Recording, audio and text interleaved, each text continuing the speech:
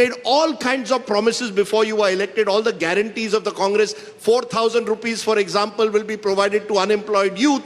You made promises for farmers, for agriculture labor, and you are struggling to balance the budget. This is what is Telangana status. It is not that Telangana is doing good.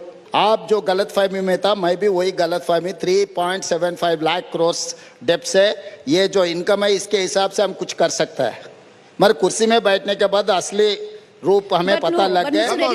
Come on. Yes. Chief Minister is telling us that you realized only after you became Chief Minister that you can't pay for your guarantees. ఎవరన్నారా మాట అంటున్న కర్ణాటక రాష్ట్రానికంటే తెలంగాణ రాష్ట్రం ఆదాయం తక్కువ అని? అది తప్పుడు ప్రచారం. అక్కడ ఉన్న 224 అసెంబ్లీలు, అక్కడ ఉన్న జనాభా ఎంత, రాష్ట్రం బడ్జెట్ ఎంత, ఇక్కడ ఉన్న జనాభా ఎంత, ఈ రాష్ట్రం బడ్జెట్ ఎంత? దేశంలోనే అత్యధిక ఆదాయం ఉన్న రాష్ట్రం తెలంగాణ రాష్ట్రం. సార్, మీరు రాష్ట్ర ప్రజల కోసం రకరకాల హామీలు ఇచ్చారు, కానీ ఆ హామీలు నెరవేర్చడానికి అయ్యే ఖర్చు ఇప్పుడు రాష్ట్ర ఆదాయం కన్నా 3 ఉంది. అది రాష్ట్ర లయబిలిటీస్ మీద, రాష్ట్ర అప్పు మీద భారం పడుతుంది. ఈ యువత కోసం మీరు ఇన్ని హామీలు ఇచ్చారు, చివరికి వారి మీద భారం పడుతుంది కదా. మీరు దీన్ని ఎలా సాల్వ్ చేద్దాం అనుకుంటున్నారు? ముందు ప్రజలకు మేలు చేయాలనేటువంటి సంకల్పం చాలా ముఖ్యమైనది. 2 ఆదాయాలను సమకూర్చుకోవటంలో అపారమైనటువంటి అనుభవం ఉన్నటువంటి కాంగ్రెస్ పార్టీకి ఇది పెద్ద సమస్య కాదు. ఈరోజు రాష్ట్రంలో తీసుకొచ్చినటువంటి 5 లక్షల కోట్ల అప్పులో ఈ కాళేశ్వరం మీద ఖర్చు పెట్టినటువంటి ఆ 80,000 కోట్ల 1,00,000 కోట్ల మధ్యలో ఉన్నటువంటి సంపద ఇప్పుడు అది అవసరం లేదు. రేపు పొద్దున భవిష్యత్తు 50,000 కోట్ల రూపాయల పేరు మీద మీరు మిషన్ భగీరథ కోసం ఖర్చు పెట్టినటువంటి ఖర్చు కూడా ఇప్పుడు రాబోయే కాంగ్రెస్ ప్రభుత్వాలకి అవసరం లేదు. ఇటువంటి వాటన్నిటిని జాగ్రత్తగా పోగేసుకుంటూ దోపిడీకి గురి కాకుండా జాగ్రత్త ఫిల్టరేట్ చేసి ఆదాయాన్ని పెంచుకొని ఆ వనరులతో ఈ సంక్షేమ కార్యక్రమాలు చేయడానికి మంచి అవకాశం ఉంది.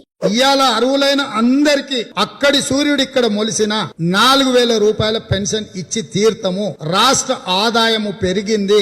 పెరిగిన ఆదాయాన్ని పేదలకు పంచిపెట్టడమే, సంక్షేమాన్ని పేదలకు చేర్చడమే కాంగ్రెస్ పార్టీ తెలంగాణ విధానము.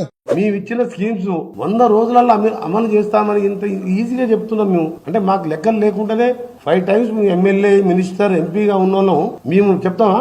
100 డేస్ చూస్తున్నాం అయిపోతాయి. ఇప్పుడు ఆర్టీసీ బస్సెస్ ఫ్రీ పోతున్నాయా? గృహలక్ష్మి స్టార్ట్ అయిందా కర్ణాటకలో? మా దగ్గర మహాలక్ష్మి స్టార్ట్ అవుతుందా? గృహలక్ష్మి మహాలక్ష్మి ఫస్ట్ మంత్ స్టార్ట్ చేస్తాం. అక్కడ రైస్ షార్టేజ్ ఉండి బయట స్టేట్ లో కొని ఇచ్చే వరకు ఒక్క స్కీమ్ లేట్ అయింది. అది కూడా ఇప్పుడు స్టార్ట్ అయింది. మా దగ్గర అన్ని ఉన్నాయి కదా, ఇన్కమ్ పెరుగుతుంది. బతుకునిచ్చే తెలంగాణ ప్రతి ఒక్కరికి 5 లక్షలు సొంత ప్లేస్ ఉంటేనేమో 5 లక్షలు, లేకుంటే ప్లేస్ 5 లక్షలు ఫస్ట్ 100 డేస్ లోనే అలాట్ చేస్తాం. ఇవంతా కలిసి బడ్జెట్ ఎంత తెలుసా?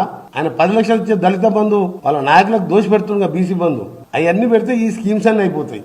ఇప్పుడు నాకు 2 ఎకరాలు ఉందనుకోండి సార్, నేను సాగు చేయను, నేను కౌలుకి ఇస్తాను.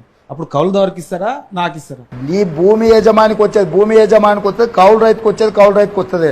ఒకరికిచ్చి ఒకరికి ఎగ్గొట్టే విధానం లేదు. భూమి లేని ఉపాధి హామీ కూలీలకు కూడా సంవత్సరానికి 12,000 రూపాయలు ఇస్తామని చెప్పినాము. సో ఈ పథకాలను అన్నిటి కూడా స్ట్రీమ్ లైన్ చేస్తాం.